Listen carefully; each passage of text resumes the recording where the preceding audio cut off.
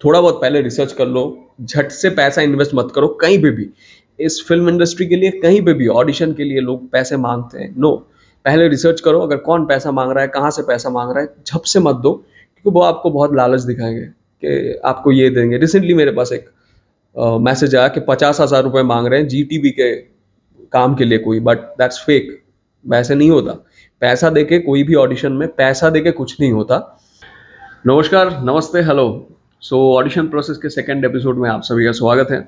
तो पिछला जो एपिसोड था ऑडिशन प्रोसेस का, वो अगर आपने नहीं देखा है तो आप देख सकते हैं, डिस्क्रिप्शन बॉक्स में है। तो उस एपिसोड में हमने बातचीत किया था कि अपने आप को कैसे प्रेजेंटेबल तरीके से जब ऑडिशन देने जा रहे हैं कैसे जाएं, या फिर मोनोलॉग्स हैं उसको कैसे याद करें, उन सारी चीज़ों में हमने बातचीत की थी। तो आज हम और डीप में जाएंगे अमित के साथ, और बातचीत करेंगे कि आप जब घर पे ऑडिशन बनाते हैं, तब जब बाहर जाते हैं तो क्या होता है, या फिर जो आप इंट्रो भेजते हैं, इंट्रो कैसे बनाना है, या फिर आपके जो प्रोफाइल्स भेजते हैं कैसे बनाना है, ऑडिशन के बारे में आपको पता कहाँ से चले, किस तरीके से आप पता करें कहाँ ऑडिशन हो रहा है। तो आज सेकंड एपिसोड में हम इन सारी चीज़ों पर बातचीत करेंगे। तो चलिए शुरू करते हैं। मैं हूँ आपके साथ और आप देख रहे हैं ब्रेड बटर टोस्ट मेरे साथ, एक्टर, एक्टिंग एंड परफॉर्मेंस।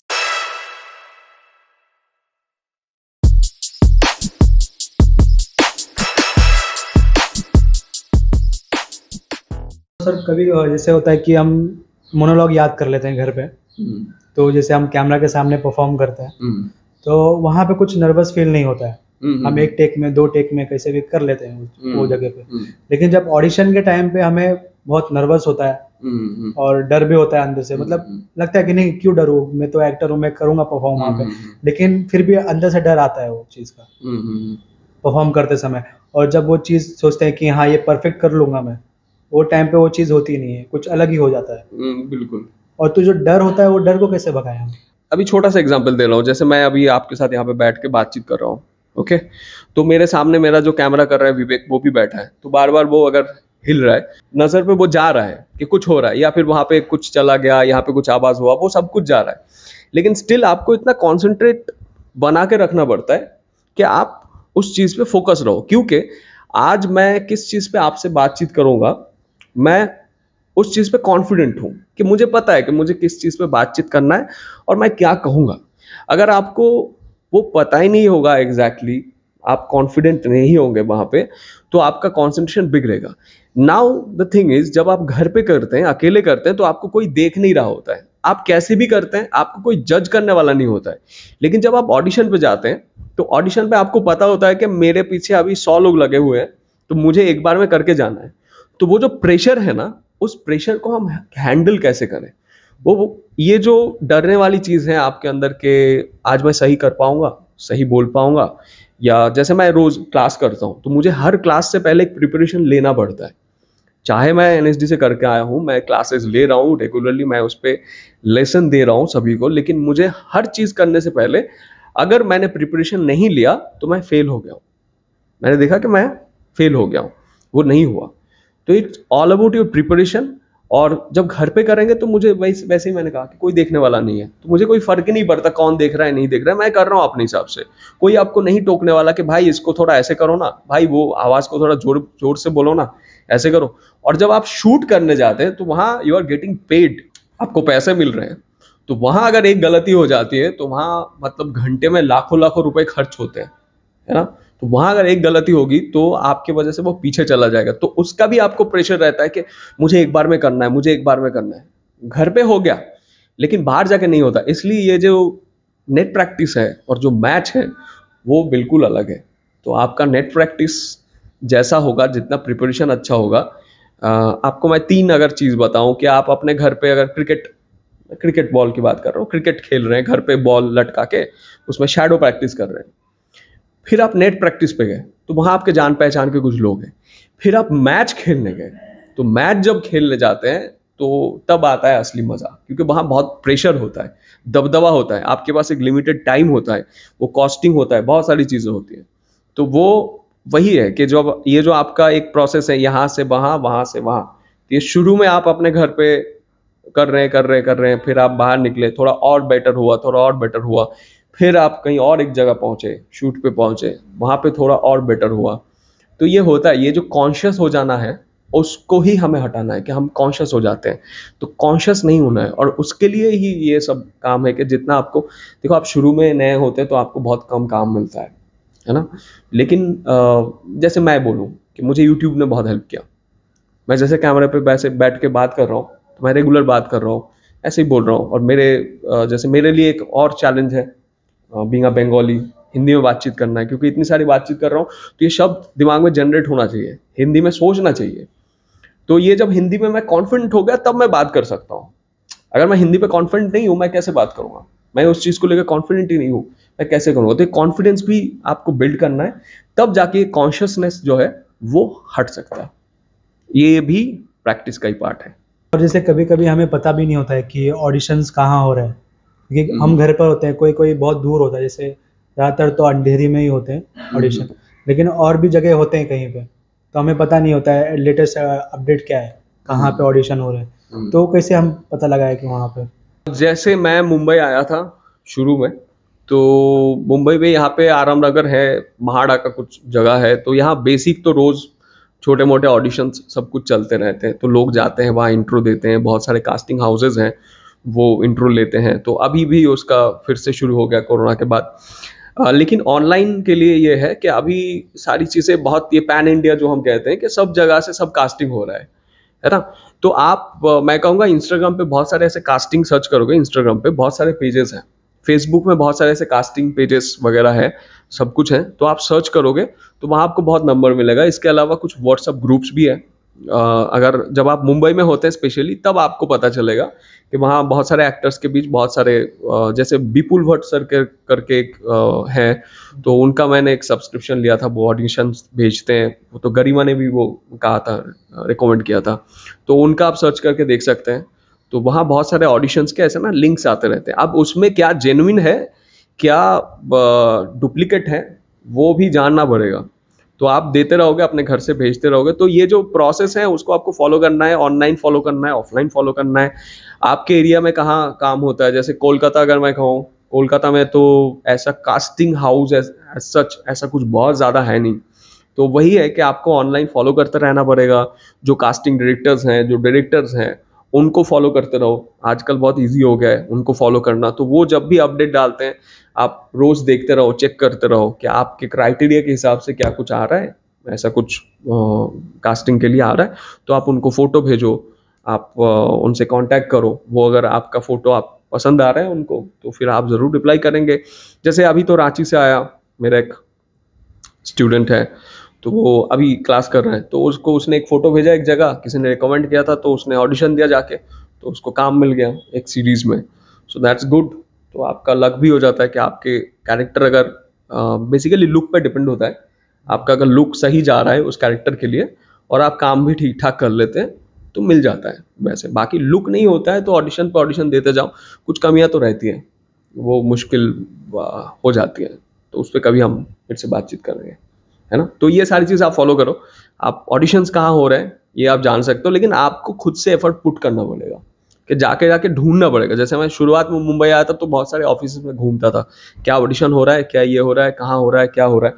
तो आपको बहुत सारे दोस्त भी मिल जाएंगे रास्ते पे, जो आपको वही है एस्पायरिंग एक्टर्स हैं, तो वो आपको बताएंगे कि यहाँ ऑडिशन चल रहा है, जाओ भाई, वहाँ ऑडिशन चल रहा है, जाओ। तो ऑडिशंस तो चलते रहते हैं, बस आपको वो ढूंढना पड़ेगा। एक बार जब आपको लगे कि I am confident enough to give an audition, तो आप तब ऑडिशन के लिए जा सकते हैं। यस। और जैसे सर हमें ऑनलाइन में पता चल जाता है, नंबर भी मिलता है ऑडिशन के लिए कि हमें प्रोफाइल भेजना है, वहाँ से रिप्लाई आता है कि आप प्रोफाइल भेजिए, पिक भेजिए अपना। तो हमें किस तरह के फ़ोटो भेजने चाहिए? जैसे मोबाइल में नॉर्मली फ़ोटो खींच के भेज दिया, या तो परफेक्ट पोर्टफोलियो होना चाहिए सेंड करके? नहीं, परफेक्ट पोर्टफोलियो अभी तो जैसे मैंने सुना एक दिन, जो हमारे बॉलीवुड के सबसे बड़े कास्टिंग डायरेक्टर हैं मुकेश चावड़ा जी, तो मुकेश चावड़ा जी ऐसे कह रहे थे कि आप एक पासपोर्ट फोटो दो तो उससे भी चल जाएगा। लेकिन हो सकता है कि कुछ लोगों को ऐसे आप फोटो भेजो, लेकिन कुछ भी फोटो भेजने से मेरा जो पर्सनल एक्सपीरियंस है, मैंने देखा कुछ भी ऐसे क्लिक करके सेल्फी करके मैं भेज दे रहा हूँ, हाँ करंट लुक भेजिए, ऐसे सेल्फी लेके मैंने भेज दिया होगा। बट जब मैं किसी को प्रोफाइल भेज रहा हूँ तो एटलीस्ट वो फोटोज जो है वो क्लियर हो, आपका चेहरा दिखे, हाँ, तो ऐसा नहीं कि मैंने कभी भी कहीं पे भी कुछ भी बैकग्राउंड पे मैं खड़ा होकर ऐसे फोटो खींच दे रहा हूँ और मैं ऐसे भेज दे रहा हूँ। तो क्लियर फोटो। अब पोर्टफोलियो की बात आ जाती है, वो तो बहुत महंगे होते हैं पोर्टफोलियो, तो सबके बस की बात नहीं है। मैं खुद भी नहीं कर पाया, है ना, कि पोर्टफोलियो बहुत महंगा होता है। बिल्कुल आप शुरुआत में इनिशियल स्टेज में मुझे नहीं लगता ज़रूरत है। और आप अपना लुक भी देख लो कि आप कैसे दिखते हो, आप किस तरीके के कपड़े पहनते हो। तो आपके पास जो अच्छे अच्छे कपड़े हैं, 2-3 अच्छे अच्छे कपड़े पहनो। अगर कोई फ्रेंड्स हैं आपके पास जो आपका फोटो खींच सकता है, कोई भी डीएसएलआर से खींच सकता है या आईफोन से भी अच्छा फोटो आता है, तो अच्छे कोई बैकग्राउंड में जाके कुछ फोटोज खींचो जो दिखने में अच्छा हो, जो देख के समझ आए कि आप स्क्रीन पे ऐसे दिखेंगे। स्क्रीन पे आप कैसे दिखते हैं, ना कि बहुत मेकअप पोत के मैं कुछ भी सफेद बन गया और कुछ भी पहन लिया जो मुझे सूट नहीं कर रहा है, ऐसा कुछ नहीं। जिससे आप अच्छे लगते हैं, चेहरा स्माइल प्लेजेंट चेहरा लगे, तो वैसे फोटो मुझे लगता है भेजने की जरूरत है, वैसा फोटो। बाकी लोग बहुत हैं जो कास्टिंग डायरेक्टर्स हैं, वो अप मार्केट की बात करते हैं। तो अप मार्केट में आपको मतलब आप बड़ा आदमी दिखते हैं, ऐसा कुछ सूटेड बूटेड अच्छे बैकग्राउंड के साथ फोटो खिंचवाना जरूरी है। तो वो भी एक चीज है। लेकिन मैं कहूँगा कि आप थोड़ा बहुत पहले रिसर्च कर लो, झट से पैसा इन्वेस्ट मत करो कहीं पे भी। इस फिल्म इंडस्ट्री के लिए कहीं पे भी ऑडिशन के लिए लोग पैसे मांगते हैं, नो, पहले रिसर्च करो। अगर कौन पैसा मांग रहा है, कहाँ से पैसा मांग रहा है, झप से मत दो, क्योंकि वो आपको बहुत लालच दिखाएंगे कि आपको ये देंगे। रिसेंटली मेरे पास एक मैसेज आया कि 50,000 रुपए मांग रहे हैं जीटीवी के काम के लिए कोई, बट दैट्स फेक। वैसे नहीं होता। पैसा देके कोई भी ऑडिशन में पैसा देके कुछ नहीं होता, ओके। और आपका पोर्टफोलियो कर देंगे, आप स्टार बन जाएंगे, ऐसा भी नहीं होता। आप ऐसे ही फोटो भेजो जिससे समझ आए कि स्क्रीन पे आप ऐसे दिखते हैं, आपका प्रेजेंस ऐसा है। तो उनको अगर आपके फोटो देख के पसंद आया, हाँ लुक अच्छा है, तो आपको बुलाएंगे, दैट्स ऑल। और सर जैसे वीडियो कैसे होनी चाहिए, इंट्रोडक्शन वीडियो, जैसे हम वो बोलते हैं कि अपना इंट्रोडक्शन वीडियो भी भेजो अपना, तो वो 1 मिनट एग्जैक्ट 1 मिनट का होना चाहिए, उससे ज़्यादा भी हो सकता है या तो उससे कम? ओ, ये तो डिपेंड होता है कि बहुत बार कहते हैं इंट्रोडक्शन वीडियो। मुझे लगता है इंट्रोडक्शन वीडियो जो है वो आपका स्क्रीन प्रेजेंस कैसा है वो उससे दिख जाता है कि आपके बातचीत का तरीका क्या है ना, कि आप कैसे एक कैमरे के सामने बातचीत करते हैं, वो बहुत दिख जाता है कि आप बहुत कॉन्शियस है। तो हाय, माय नेम इज, बहुत लोग हैं ऐसे बोल ही नहीं पाते, बात ही नहीं कर पाते। अगर आप बात ही नहीं कर पाते तो आप एक्टिंग क्या करेंगे। और आपको कास्टिंग एजेंसीज, वो कास्टिंग डायरेक्टर्स जो हैं, डायरेक्टर हैं जो भी है, जब आपका इंटरव्यू ले रहे हैं वो बता देंगे कि मुझे इतना चाहिए, नाम बता दो, हाइट, एज, नंबर, कहाँ से हो, कौन से भाषा बोल लेते हो, और अपना right profile, left profile, front profile, इतना दे दो। इतना ही वो चाहते हैं। हाँ, अगर बोलते हैं कि आप वर्क एक्सपीरियंस ऐड करो तो आप बोल सकते हैं, अगर आपने काम किया, नहीं तो फ्रेशर हूँ मैं, आप बोल सकते हैं। और ज़रूरी नहीं आपको इंग्लिश आती नहीं है बिल्कुल, लेकिन आप इंग्लिश में कुछ भी बोले जा रहे हैं, वो सेंटेंस जो कंस्ट्रक्शन ऑफ वर्ड्स होते हैं वो भी इधर से उधर हो रहा है, तो फिर आप हिंदी में ही बोलो। और आप जो हो रियल रहो, मैं कहूँगा जैसा आप हो वैसे रहो। बट हाँ, चेहरे में थोड़ा स्माइल रख के आप किसी के सामने अपने आप को प्रेजेंट कर रहे हैं, तो आप ऐसे करके तो बिल्कुल प्रेजेंट नहीं कर सकते। तो चेहरे पे थोड़ा स्माइल रखिए और प्रेजेंट कीजिए, दैट्स ऑल। और सर जैसे ऑडिशन के समय में बहुत हज़ारों लोग होते हैं, मतलब बहुत सारे, जैसे ओपन ऑडिशन होते हैं तो इतनी लाइन लगती है ऑडिशन में, और इतने सारे लोग हैं, उन लोग को मतलब उन लोग भी कोई कोई है जो एक्सपीरियंस वाले हैं, और कोई कोई है जो फ्रेशर है, जो जो 2-3 काम कर चुके हैं। लेकिन हम जैसे एज अ फ्रेशर जा रहे हैं, तो हम उनमें से अलग कैसे लगे, जैसे कि अलग कुछ करना वहाँ पे, ओके। क्योंकि सब सेम ही दिख रहे हैं सब, तो उसमें देखो, ये अगर आप मुंबई में है तो मैं एनएसडी पास आउट हूँ, एफटीआई पास आउट हूँ, कौन से राडा लम्डा या लिस्ट स्ट्रासबर्ग से पढ़ के आया हूँ, या फिर आप कोई गांव के थिएटर से आए, ये मैटर उतना नहीं करता है। जब आप किसी को नहीं जानते, आप सभी को एक लाइन में ही खड़ा होना पड़ता है, ओके। तो मैं आपके नेक्स्ट टू आपके सामने ही खड़ा हूँ, मैं एनएसडी पास आउट हूँ, और आप खड़े हैं तो आपने कुछ नहीं किया, दोनों ही ऑडिशन देने के लिए आए, ओके। अब ये अलग करने की जो बात है, वो भी धीरे धीरे आप में जब एक आत्मविश्वास कहते हैं, कॉन्फिडेंस आएगा, वही अलग बनाएगा आपको। आपका प्रेजेंस आपको अलग बना देगा। आपको कुछ नहीं आता, आप कुछ नहीं जानते, तो आप कैसे अपने आप को अलग दिखाएंगे, है ना। मैं वही कह रहा हूँ कि फ्रेश होके जाओ, खड़े हो, अपना जितना काम है कॉन्फिडेंटली अगर आप करके आओ तो हो जाएगा। वही अलग है, क्योंकि हम हर इंसान ना अपने आप में अलग है ही, यूनिक ही है, ओके। तो आपके बिहेवियर, आपके लोगों के साथ बातचीत करने का तौर तरीका, आपके जो आप जब बातचीत करते हैं तो आपका जो ये शब्द चुनना है, आप किस तरीके के शब्द चुनते हैं, बात करते हैं, आप इंग्लिश में बात करते हैं कि आप हिंदी में बात करते हैं कि आप भोजपुरी में बात करते हैं, तो वो सारी चीज़ें डिपेंड होता है। अगर आपको कोई अप मार्केट चाहिए जो बहुत फ्लुएंटली इंग्लिश बोलता है, मुझे आती नहीं इंग्लिश बोलनी, तो फिर मुश्किल हो जाएगा, तो मैं अलग कुछ नहीं कर सकता। अब जिसको चाहिए, जो चाहिए, आप अपने हिसाब से जाओ। अलग कुछ नहीं होता कभी कि अलग मैं कुछ कर दूंगा, वो अलग आप जब अपने आप को ढूंढ लेंगे, जो सेल्फ है ना मेरा, मैं हूं, मैं कौन हूं, मेरी एग्जिस्टेंस क्या है, जब मैं अपने आप को ढूंढ लूंगा काम के जरिए, काम करते करते आप अलग बनेंगे। जैसे आज मैं कहाँ 1-1.5 साल पहले क्या अलग था, लेकिन आज ये चैनल के जरिए मेरा एक नाम बना कि ये नाम है। मैं कल को काम कर रहा हूँ, मेरी फिल्में आ जाएगी तो और एक नाम बनेगा, तो अच्छा उसका काम है, वो अलग काम करता है सबसे, तो ऐसा होगा, है ना। तो आपका जैसे काम बढ़ता जाएगा, फिर धीरे धीरे आप भी अपने आप को ढूंढते जाएंगे और आप अपने आप को आप एक्सप्लोर करते जाएंगे, जिसको कहता है कि मेरी पॉसिबिलिटीज क्या है, मैं क्या कर सकता हूँ, नहीं कर सकता हूँ। तो तब धीरे धीरे वो एक अलग पैटर्न आपका बनता जाएगा। लेकिन शुरू से ही आप सोचेंगे कि अलग क्या करें, just be with your self. आप जो है वही रहे।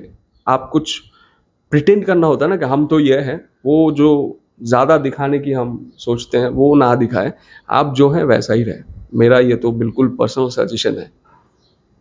और जैसे सर कि अभी तो मुझे सुनाई दे रहा है कि जैसे कि सब बोल रहे हैं कि इंस्टाग्राम में ज़्यादा एक्टिव रहो, क्योंकि उसमें वहाँ पे ऐसे ऐसे रील्स बनाओ, फिर उसमें क्या होता है कि जैसे अपना जो है एक्टिंग का वो डायलॉग बोलो या कुछ भी परफॉर्म करो वहाँ पे और पोस्ट करो। तो इससे क्या होता है, कास्टिंग जो डायरेक्टर्स होते हैं जिसको मतलब ऑडिशन वो अभी नहीं कर सकते हैं, तो वो ये इंस्टाग्राम के थ्रू वहाँ पे ढूंढते हैं, फिर आपको फिर ऑडिशन के लिए बुला सकते हैं। ऐसा होता है? हाँ हाँ हाँ, ये तो एक अच्छी चीज़ है। देखो इंस्टाग्राम पे आप क्या बनाओगे, कैसे बनाओगे, कुछ भी बनाओगे आप, ऐसे एक गाना आ रहा है उसी पे कुछ लिपसिंग कर दिया, वैसे मत बनाओ।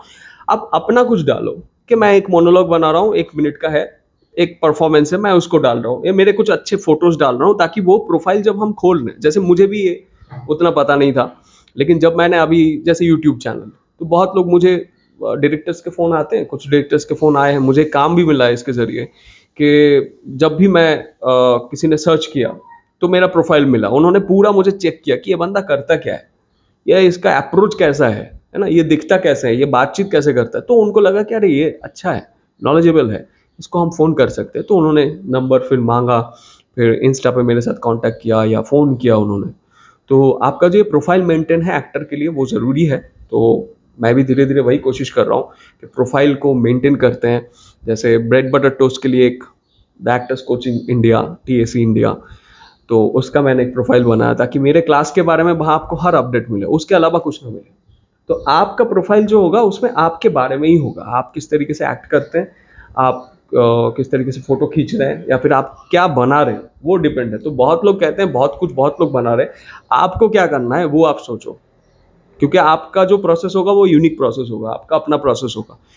मैं ये भी कर रहा हूँ, मैं वो भी कर रहा हूँ, मैं कॉमेडी भी बना रहा हूँ, मैं वहाँ पे कुछ गाने पे ऐसे लिपसिंग कर रहा हूँ, मैं थोड़ा डांस भी कर रहा हूँ, तो वो क्या होता है ना, अलग अलग हो जाता है। तो एज एन एक्टर आपको किस तरीके का कंटेंट अपने चैनल पे डालना है ताकि वो आपका एक वेबसाइट अपने आप में बन जाए, कि आप किसी को भेज दो कि सर ये मेरा लिंक है, इंस्टा लिंक, यहाँ मेरे डिटेल्स हैं, तो तब वो चेक करेंगे। हाल ही में मैं जो म्यूजिक वीडियो कर रहा था, वहाँ एक लड़की ने मुझे भेजा, कास्टिंग कर रहा था मैं, तो मुझे पसंद आ गया देख के कि हमें यही चाहिए, क्योंकि उनका इंस्टा लिंक जैसे ही देखा तो बहुत सारे लुक्स अलग अलग मुझे मिल गए, उसका अप्रोच कि एज एन एक्ट्रेस वो कैमरा पे कैसे दिखती हैं, अलग अलग कॉस्ट्यूम के साथ, सब कुछ मिल गया। तो मैंने एक लिंक खोल के सब कुछ देख लिया। सो दैट रियली हेल्प्स, और आई थिंक ये करना चाहिए सब लोगों को, थोड़ा थोड़ा कुछ करते रहना चाहिए, एक्टिविटीज़ डालते रहना चाहिए। तो सर मेरा लास्ट क्वेश्चन ये है कि हम जैसे हमें बिग प्रोजेक्ट मिल गया, बिग मूवी मिल गई, मूवी बहुत बड़ी है, और हमने ऑडिशन वो क्रैक भी कर लिया, काम कर लिया। पहले ऑडिशन क्रैक करना पड़ेगा मिलने के लिए। हाँ, तो पहले ऑडिशन तो क्रैक कर लिया, और परफॉर्म वहाँ पे जो शूट था वो कंप्लीट हो गया। फिर हम वापस से ऑडिशन दें, मतलब इतना बार बार ऑडिशन देना जरूरी हो? वो जब तुम्हें मिलेगा तभी पता चलेगा, क्योंकि वो मिलने के बाद क्या होगा, आपको कितने लोग जानेंगे। तो हो सकता है कि आपकी मूवी रिलीज हो, जैसे मेरी फिल्म रिलीज हो रही है अभी, मुजीब और मास्टर अंशुमान, तो वो जब रिलीज होंगे तो वहाँ लोग मेरा काम देखेंगे। अब काम देखने के बाद किसी को लगा इसको अप्रोच कर सकते हैं, इस कैरेक्टर के लिए बना सकते हैं। अब हो सकता है कि उन्होंने फ़ोन किया, सोमनाथ मैंने आपका काम देखा, मुझे अच्छा लगा, तो एक कैरेक्टर है, ऐसा ऐसा कैरेक्टर आप करना चाहेंगे? तो इस तरीके से अप्रोच भी आते हैं। तो ज़रूरी नहीं कि हमेशा हम, क्योंकि हम ग्रो करते हैं ना। अब कोई डायरेक्टर होगा कि मैं तुम्हारा ना एक ऑडिशन करूंगा, ये डायलॉग ज़रा याद कर लो, मैं तुम्हें कास्ट तो कर रहा हूँ बट मैं एक ना ऑडिशन लूंगा। अब बिग मूवी मिल गई, उसमें आपका रोल क्या है वो भी डिपेंड करता है। जैसे मैं लीड कर रहा हूँ एक में, और एक में पैरेलल कैरेक्टर प्ले कर रहा हूँ, तो आपको कौन से सीरियल में कौन सा पार्ट कैसे मिल रहा है वो भी डिपेंड होता है।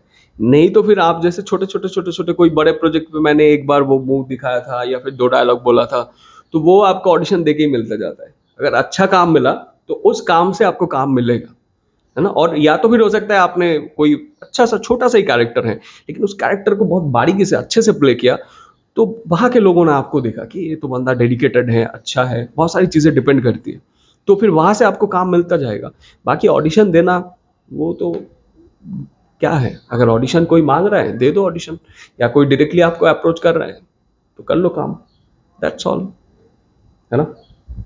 और बस मेरे इतने ही सवाल थे, लेकिन Okay. मैं इतना तो मुझे समझ में आ गया है कि ऑडिशन देने से पहले खुद पर बिलीव करो, और प्रैक्टिस तो बहुत ज़रूरी है। बहुत ज़रूरी है। जैसे प्रैक्टिस तो बहुत करना है, मतलब डे बाय डे तो करना ही है। राइट ऐसा एक दिन भी छोड़ दिया तो फिर वो अपने लिए ही हार्म होगा। राइट। दिन भर मतलब रोज प्रैक्टिस करना है, जो मोनोलॉग है उसे भी करना है परफॉर्म, लेकिन मतलब अपने आप को खोलना है हर जगह, हर टाइम। क्योंकि कभी होता है कि हम कर नहीं पाते वो चीज़, तो हम दिमाग में वही दोहराते हैं कि मैं नहीं कर पाया। तो रीज़न जानना पड़ेगा कि क्या कमी रह गई वो टाइम पे, क्या कमी रह गई देखो और सुधार करो। जब तक ना सफल हो नींद चैन को त्यागो तुम, संघर्ष का मैदान छोड़ मत भागो तुम, कुछ किए बिना ही जय जयकार नहीं होती, कोशिश करने वालों की हार नहीं होती। तो कोशिश करते रहे, प्रैक्टिस करते रहे। क्या प्रैक्टिस करना है, कैसे प्रैक्टिस करना है, मतलब गधा नहीं बन जाना है कि दिन भर मेहनत किए जा रहा हूँ कुछ हो नहीं रहा है। तो कैसे प्रैक्टिस करना है, आपको एक गाइड की ज़रूरत होती है। तो आपके इर्द गिर्द जो आपको लगता है कि बेस्ट गाइड है, अच्छे गाइड हैं, तो उनके साथ आप जुड़े रहें, जंप ना मारे कि ये भी अच्छे हैं, वो भी अच्छे हैं, वो भी अच्छे हैं। नो, एक चीज़ पे फोकस करो और वो गाइड के पास साथ आप रहो, उनसे सीखो, जानो, फिर अगर लगे कि और कुछ बेटर कर सकता हूँ तो आगे बढ़ो, है ना।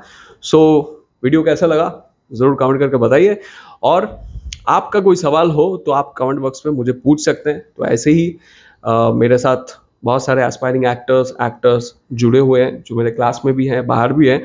तो आपको भी अगर लगता है कि आप मेरे साथ जुड़ना चाहते हैं, आप मुंबई में हैं, आपके पास बहुत सारे सवाल हैं, तो आप मुझे इंस्टा पे डीएम कर सकते हैं। सोम दिस साइड मेरा इंस्टा आईडी है, वहाँ जाके।